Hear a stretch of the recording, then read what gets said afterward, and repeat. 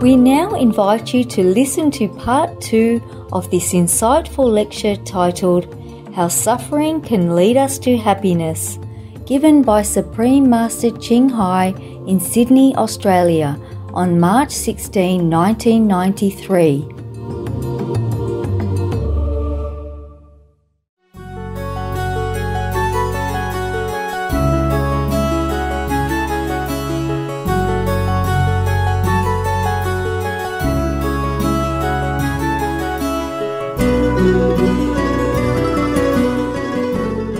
The kingdom of God is not something that is very far away in heaven.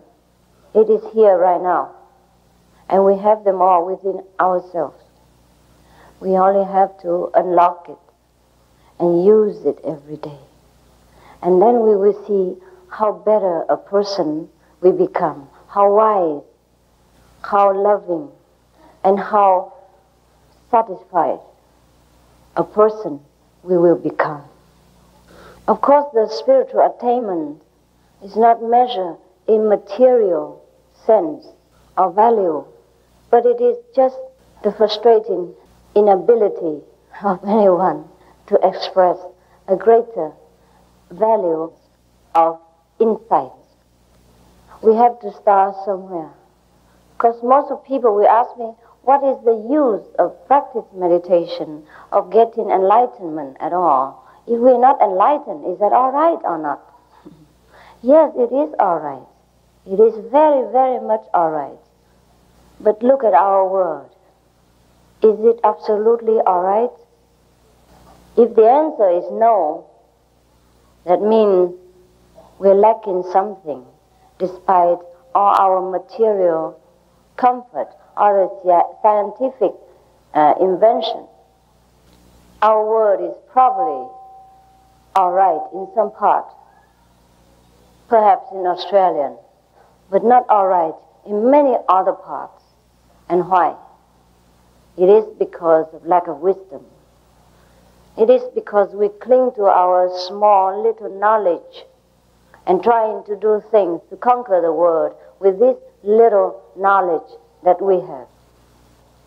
Should we have access to the whole wisdom, which is incredible, absolutely unimaginable, then we would do things in the better way. And the world would have become long ago a paradise. Perhaps even better than the life we have in Australia right now. And we see even then, in the most advanced country, technologically speaking, or perhaps materially speaking, there are still a lot of uncontrollable incidents which harms humans' lives. You see, when I was on the way to you in this theater, one of my fellow practitioners in Kuan method, she drove me in her car. And she was thanking me, I don't know why, for helping her to buy this car in just 5 minutes, whereby she searched about half a year before and couldn't buy it. Every time somebody took it away. But this time she succeeded. And she thought because she prayed to me, I said, well, it is all your spiritual merit. It had nothing to do with me, but she couldn't believe it. It's all right. Rest as it is. But I said, why did you have to buy a new car? She said, because the car was stolen. I said, what? In Australia? You got somebody stole your car? I can't believe it. I thought this economic situation in Australia is very stable. I was so shocked to hear it. But she said, it's true. They steal it sometimes. All right. Why do people steal? Even in such a very stable country where even the poor got looked after. No one going to be starved on the street, really, in Australia, right? You have social security benefit, right, for the non-employee, is that right? Yeah, should be, yes. In many countries like that, in England, France, or Germany also, you get social security money when you are temporarily out of work or without any means to support yourself while you're sick or something. It's very secured. But why do people steal I think steel cars and things like that. It is not only because of the car itself. It was an old car anyhow. It wasn't the car. It wasn't the desire to steal that is to blame. It was the dissatisfaction in the heart of any human who does such thing, because he's not contented to accept the way his life is or what God has meant to give him. Dissatisfaction. Why dissatisfaction? Because unenlightened. Unenlightened mind is a very unsatisfied mind. Even if that person who was given a better car, he might not stop there. He might want another car or next an aeroplane. It is because we are unsatisfied with ourselves. We do not know the source of all richness, of all power. So we want this and that and others, even when it's not very necessary. Why we want these things? It is because we have been in glory, in freedom, in richness before, in heaven. Before we descended into this lowly stage of thinking that we are just a human being, that we have no power, that we don't know anything, that it is very difficult to attain heaven. But I can assure you that even then, even now, we still can attain heaven. And very quickly, fast, and right here, right where we live. We don't need to go to Himalaya, even though I did. But it was not necessary for anyone to do that. I was probably destined to do so. You see, many people have different ideas about asceticism. They think if we forsake the whole world and family and go into a cave and meditate in the Himalaya, then they will attain freedom. It's not true. It's not true. I did that just because God wanted me to do that, so that I can tell you that it's not necessary to do that. Otherwise, you would not believe me. Probably you say, oh, you can't do it yourself. You're afraid of the Himalaya cold, therefore you tell us not to go because you yourself can't do it. You don't have any experience. But I had this experience in order to tell you that it was absolutely not necessary. No one needs to do anything at all. We can just stay right where we are and do what we do now and attain our greatness inside. And then we will still live on earth, but we live in heaven at the same time. We discharge our social responsibilities, but we have no desire for the reward. And we have no attachment to the possession that we have or not have. We will have no desire for the neighbor's things, or wives or husbands. Then actually, the so-called precepts will just become very natural way of life for us, and it's not a precept anymore. These precepts are only guidelines while we were still unable to control our mind. But once we are in control of our mind, action and speech effortlessly, then these precepts are just child's play. And we don't keep the precepts anymore because there's no necessity to keep them. We don't do anything that is not precepted anyhow.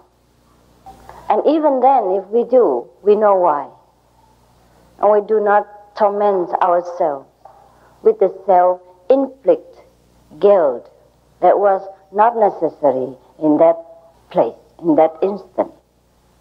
But before we can do everything effortlessly, we must attain the state of understanding, of knowing the will of God, knowing the plan of the universe, that at which moment we should do what and why. And we have no resistance from within or without to accept life the way it is, and also to go on with our business without heavy burden, without feeling exhausted from just a few hours of work. And then, even then, if we work a few hours a day, the effectiveness would be much more than before. We put a lot of effort in and we couldn't do much. Most of the masters after enlightenment do not advocate people to leave their families, their friends, their business, to go into solitude or to become a monk and all that. It is because they have seen through that these outer things will not help us to attain the inner tranquility of mind. It is only we truly renounce from within that we truly have an everlasting desireless state. If we force ourselves too early to leave our family ties and responsibility, just like a fruit which is not yet ripened, and we forcefully take it from the tree, then it's useless. We couldn't eat it, and the fruit will not be able to last very long either. It's neither good for the fruit nor good for us. Most of our fellow practitioners in the Kuan Yin method, means the method of contacting the true heavenly light and sound, which represents our true supreme wisdom within. They are so-called laymen, laypersons. There were no monks and nuns. But their levels of attainment is incredible. And it is difficult to measure their attainment unless you talk to them or see their way of life and their enlightenment in action.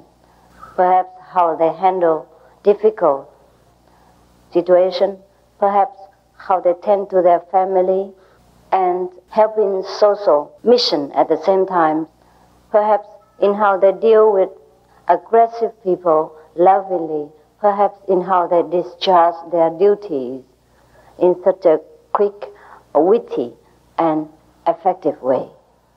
Perhaps in how they look so contented and peaceful in any situation that would blow other people's temperament apart. Perhaps in these ways we may be able to perceive somewhat the difference between these practitioners and the ordinary person. Otherwise, from the outlook, it's very difficult to know. Perhaps we have read somewhere in those spiritual novels that after you've practiced some kind of meditation a long time, you became very youthful, forever young, and never die, and never sick, beautiful, more beautiful than before, etc. These probably are true in some degree, but it doesn't happen to all spiritual practitioners because they don't aim at this material manifestation of wisdom. Perhaps it helps you to be healthier because you are more carefree within your heart and you are more surrender to the will of the universe rather than taking the whole world upon your shoulder and can't do nothing about it. Just go around worrying all day and age yourself quickly. Therefore, perhaps in this sense, the practitioners look younger, more relaxed and healthy and loving and happy. But I don't think we should expect a practitioner of 80 years old turn into 18, for example, just because he practiced a heavenly presence. But the people who eat vegetarian, who practice the Kuan Yin method, do truly look better. Some look even immediately better after the initiation, that even I myself was sometimes very surprised. I am not surprised in the sense that I don't expect this to happen, but I'm surprised that that person looks so different, that much more different than expected, and so quickly. All this because our wisdom, our supreme power, is starting to work and to correct whatever the misconstruction within our body, within our mental, or within our speech. Therefore, our appearance truly do look different. But it is not very important. All these fairy tales truly does exist. For example, before we hear that certain such person in his dream or in his difficulty, a fairy goddess or mother guardian will come and help him out and things like that. All these things happen right now in this century even. And all the spiritual healing powers and all kind of incredible supernatural power do truly exist if we practice the kingdom of God, the supreme wisdom, which is our birthright and is always there for us to achieve. If we do not practice this, if we do not find a way to recognize our greatest inheritance, no one will say anything to us. Absolutely no one has the right to say anything. It's only us, we, who suffer the loss. That we have a great treasure, we don't use it. And we suffer so much, or we have some happiness, but only very partial, very short-lived.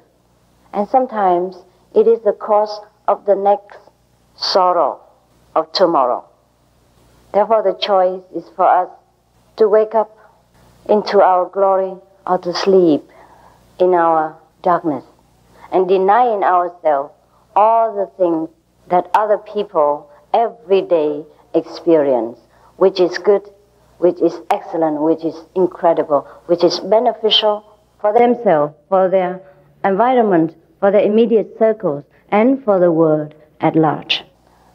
If we do not get enlightenment, we do not know our supreme power, we deny ourselves the greatest privilege that even angels envy, even small gods in lower heavenly regions are jealous of.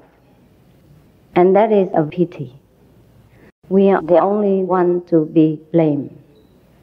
And so, since I am here already, due to my fellow practitioners' kindness and invitation, I am willing to share with you the way to regain your greatness, to experience your true self, to have all your wishes fulfilled, and to live a more worthy life.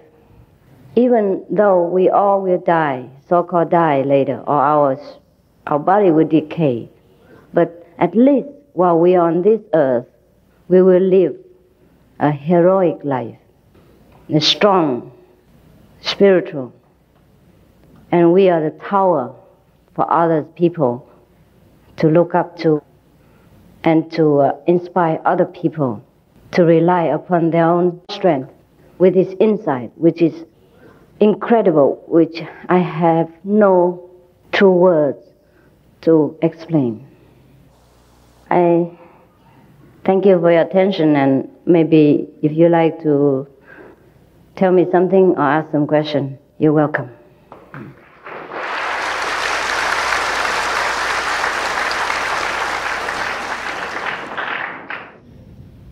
Outside you have a ball that says, when I went to sign up for enlightenment, there were 5 points, and I said, I can't do that because I eat meat and I drink wine. If that's okay that you make. To keep the enlightenment state and to be faster, you better be vegetarian. My brother, it is not desirable to eat other beings' flesh. Don't you think so? Why is it desirable to kill for your body? The rules outside are only the so-called secret method for people to want to get enlightenment quickly and to preserve it. Just if you want to follow this path, it is best for you to follow completely and wholeheartedly if you are to expect the best result of it.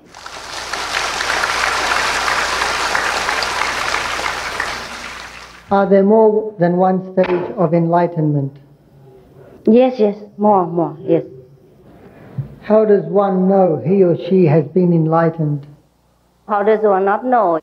If you graduate from college, how do you know? Do you know it? Yes, yes. When one is enlightened, can there be circumstances that would lead to non-enlightenment? No, no. When you're grown up, you're grown up. You can grow back to the infant state. You might stop or retard, but you will not grow back to the infant hate again. Can you tell us of love? No. I can't. Why? Because these things are not to be told in language. Suppose you love your wife. How can you describe that love?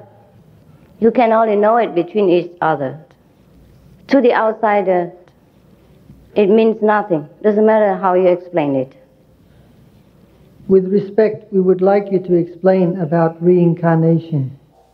Reincarnation is supposed to be for some so-called non-enlightened state of mind which seek to fulfill the pleasures, the desires which that person has not completely fulfilled during his stage of certain kind of being. For example, if we are so much in love with someone in this lifetime, and then for some reason the love is not fulfilled or not substituted in another way, then after both persons die, he'll probably be reincarnated again and search for that old love which you have cared so much about. I have no question, but I only ask that you take my love. Thank you. Thank you.